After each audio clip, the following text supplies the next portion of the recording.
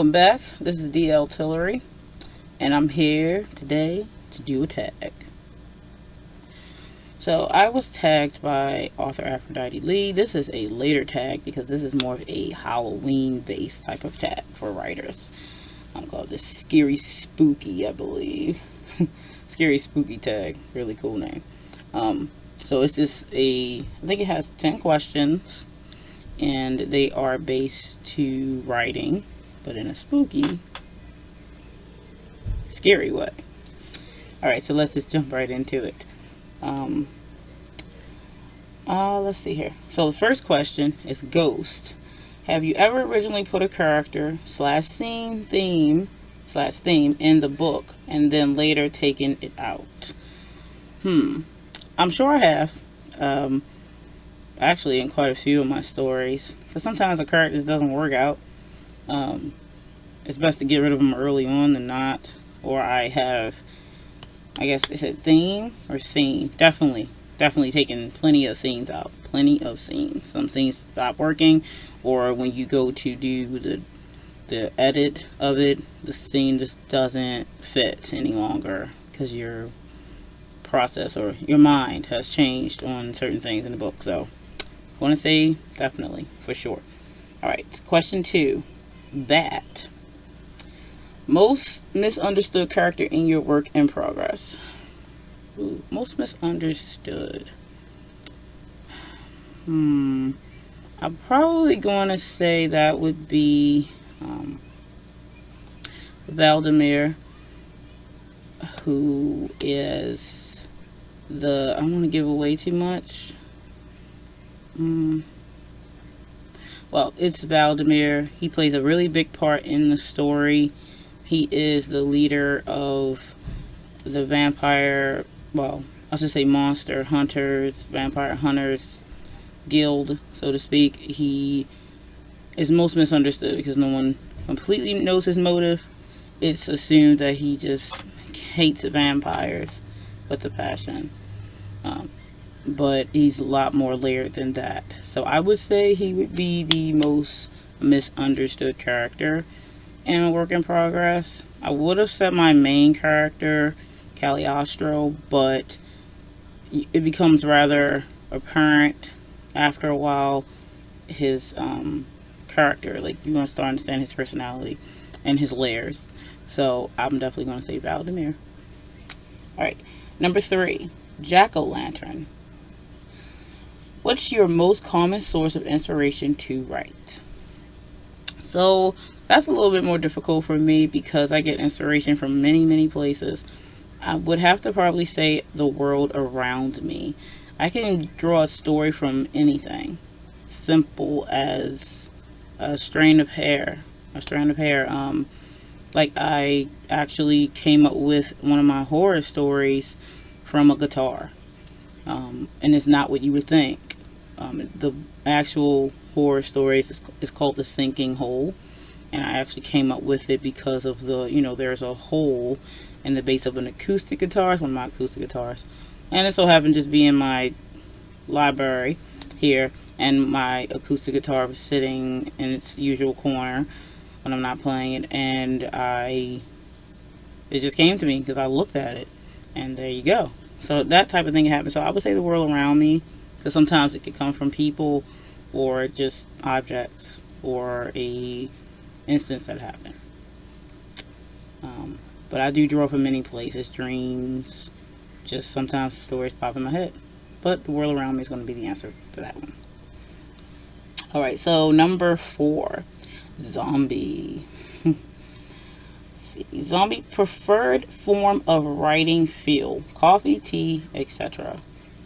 I don't drink coffee on a regular. Only time I drink coffee is when I'm a CEO of a dance convention that I direct, or I should say organization, because we do a few other things as well.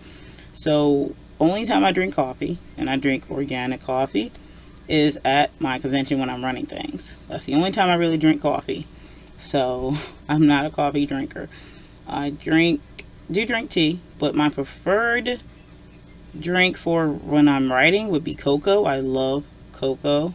and I have different kinds, but my favorite cocoa currently is a mint cocoa that I tend to put 2 packs of this mint cocoa in milk or water, and I also put a spoonful of chocolate cocoa. It's like a organic pure cocoa. I put a spoon of that in it, and it's really rich and thick. I love cocoa, so that would be my feel when I'm writing. So question number 5, vampire. Cheesiest trope that made it into your novel. Ooh, cheesiest trope. I don't really know what the cheesiest trope is. I guess it's gonna probably be. I don't know. I think I don't know. I want to say maybe hero saves damsel in distress, but that's like at the beginning of the book, and then it doesn't really turn out to be that way. They more like save each other. So I could say hero saves damsel in distress, because some think that that's a trope, cheesy trope, which I don't necessarily think so, but people do, so I'm sure that's one of them. Alright, so on to question number 6. Spider. What's a character in your work in progress that's fine from afar, but you would not want to interact with if they ever got close? That would definitely be Demachus. Demachus is Cagliostro's sister. She is twisted, for sure, to say the least. So I wouldn't want to. She's definitely twisted. I definitely wouldn't want to get close to her. I don't think anyone would. But there are people that do get close to her, and they will not be happy after the fact. So I'm going to say Demachus. Okay, question number 7. Frankenstein's monster. Ever combined 2 characters into one / split one character into 2?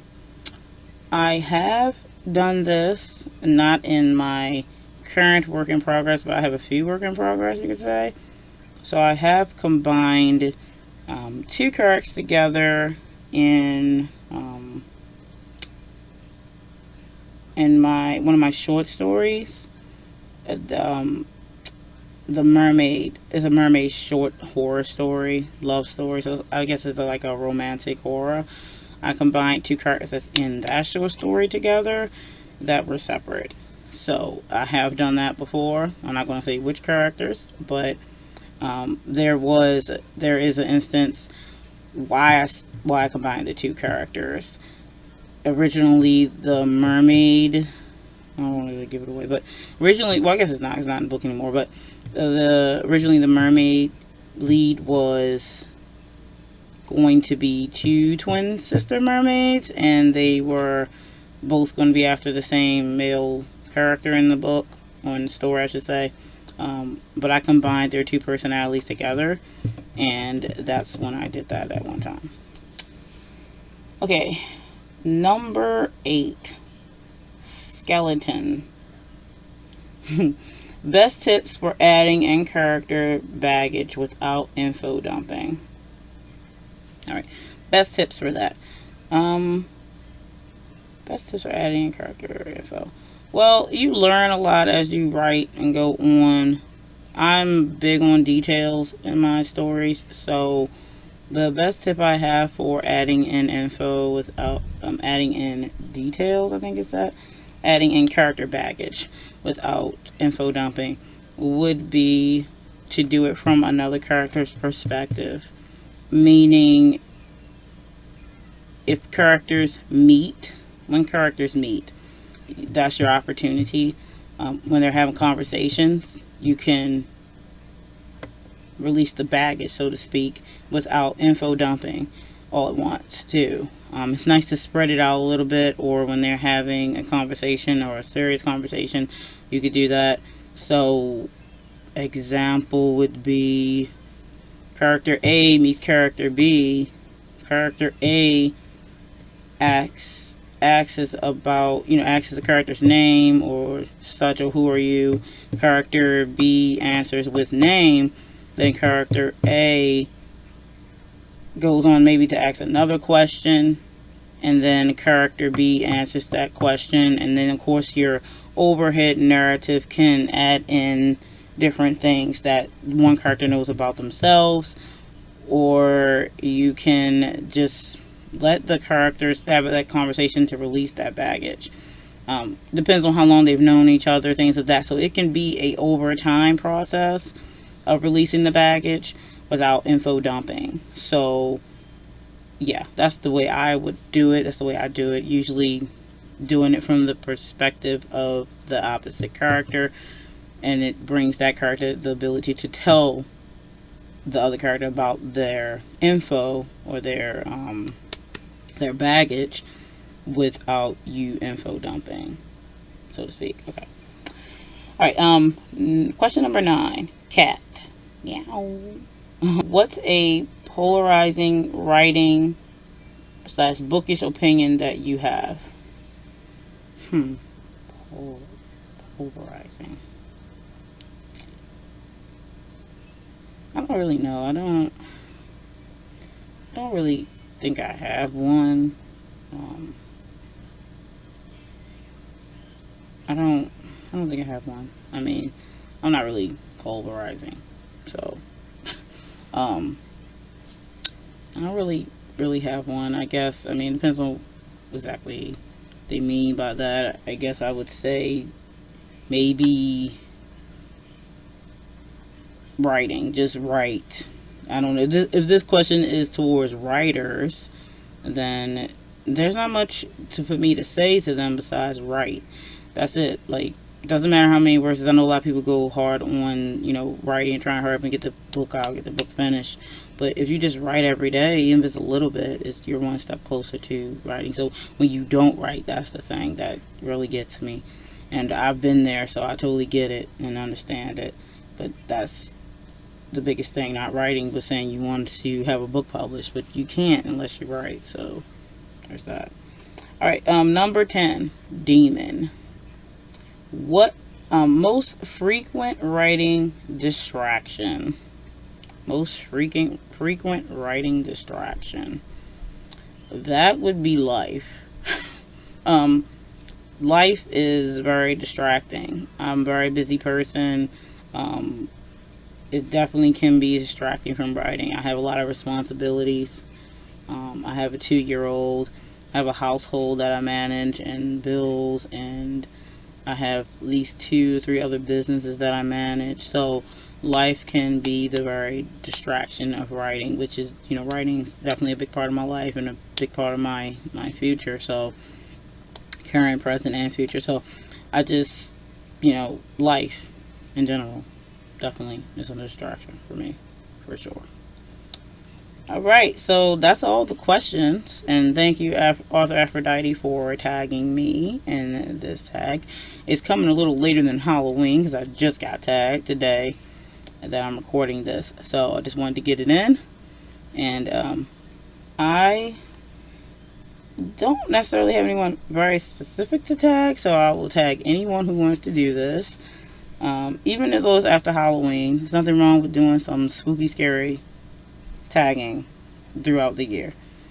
Thanks for watching, and I'll see you next time.